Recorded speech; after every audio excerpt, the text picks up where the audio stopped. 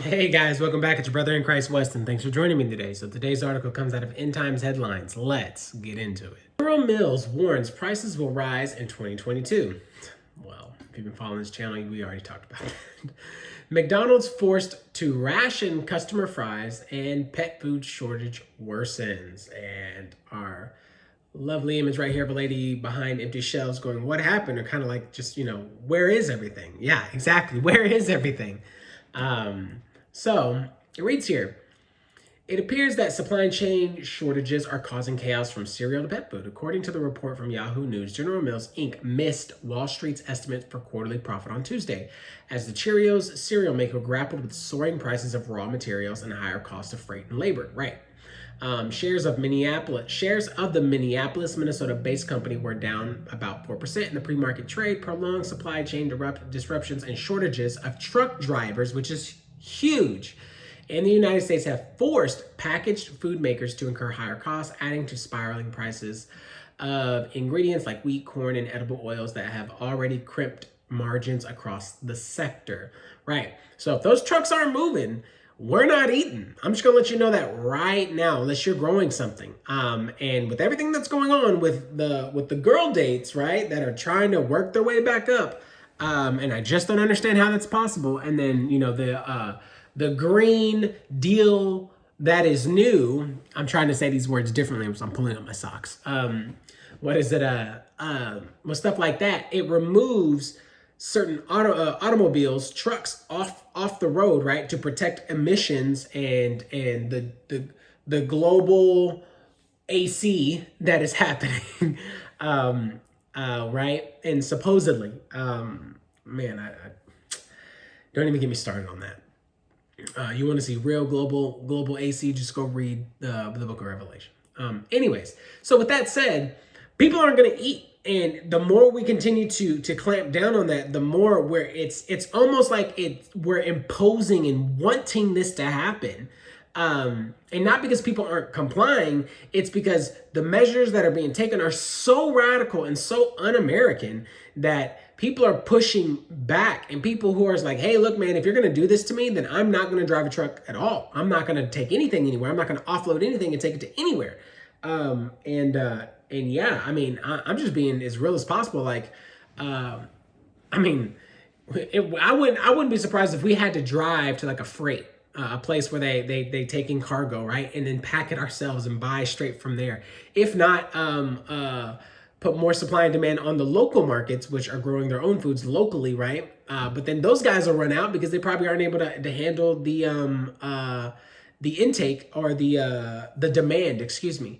So, I mean, we've been talking about hyperinflation, inflation. We've been talking about everything across the board increasing 10%. I've had articles and people on here who are way more educated than me in the economy and who have been doing this a lot longer, talking about 10%, 15%, 20% across multiple avenues of services, but at least 10 across the board. That's oil, that's services, that's basic goods, frozen food, that's, you can go anything from peanut butter to bread to rice to beans, right?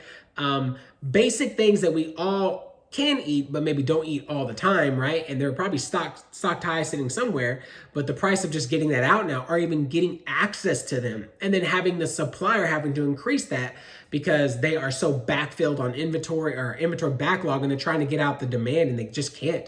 So they're having to hire out from other people, other organizations, places that probably cost more, whatever's thing, it is, and it's hurting their wallet, but then it's also hurting our wallet. So come on, man. It's like a show. I've been saying it's just like somebody's like, we're just marionette kind of things going on, right? And they're in the background, and I can tell you who it is.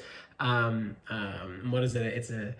It is a spirit of Antichrist. It is an end times, and then, people are gonna go, oh, well, not everything's just, from the devil. I get that.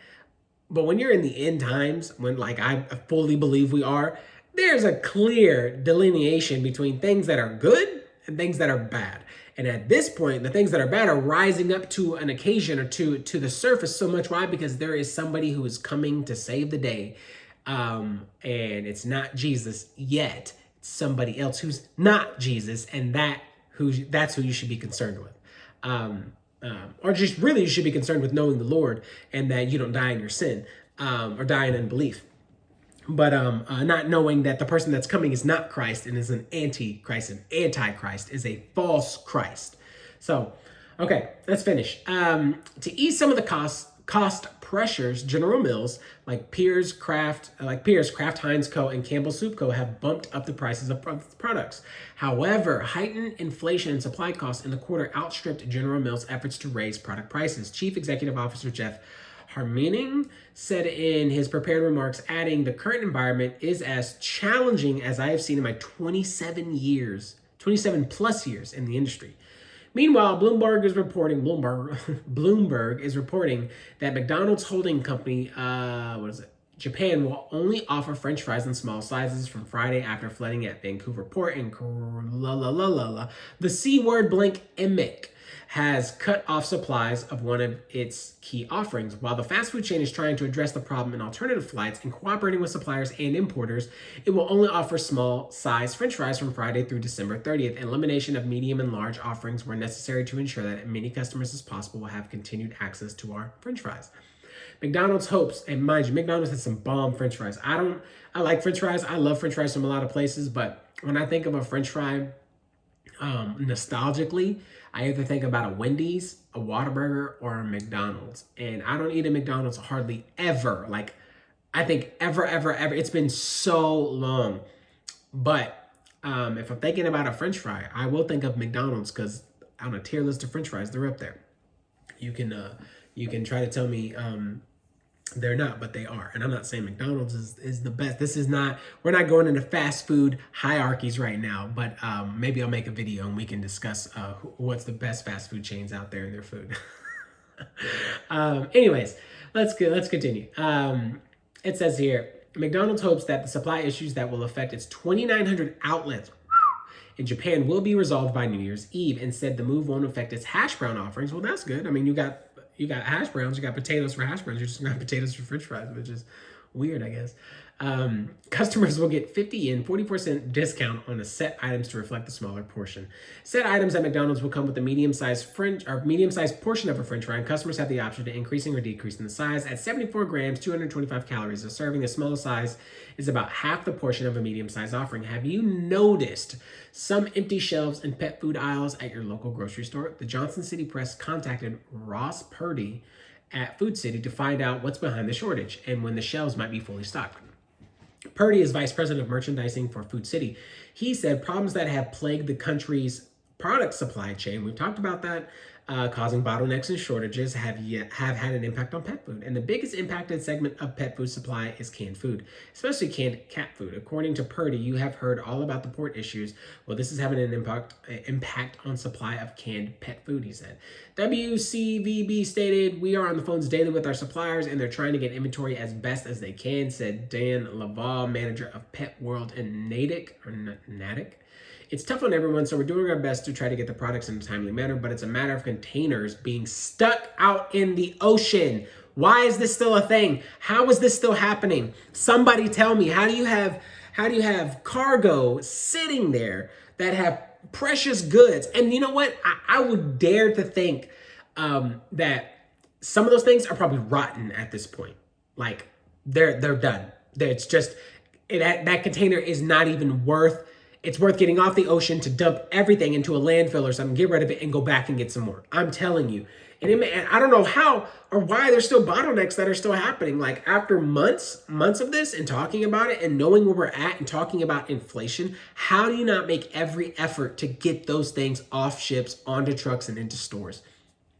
I don't know, but economic advisors and people who are running that sector or doing that are failing, and it's not good. And so the fact that you have multiple businesses, as we talked about, multiple heads, 27 plus years, right? Talking about this out of 27 plus years, I've never seen it this bad, right? Leads me to believe the average Joe that it's only going to get worse. Why? Because they're still seeing it and there's no like foreseen timeline of when it's going to alleviate itself, right? This is what I talk about when I talk about everything that is going on in this global, the scope of what we talk about a new world order, or we talk about things that are, that why is all of this stuff happening all at once?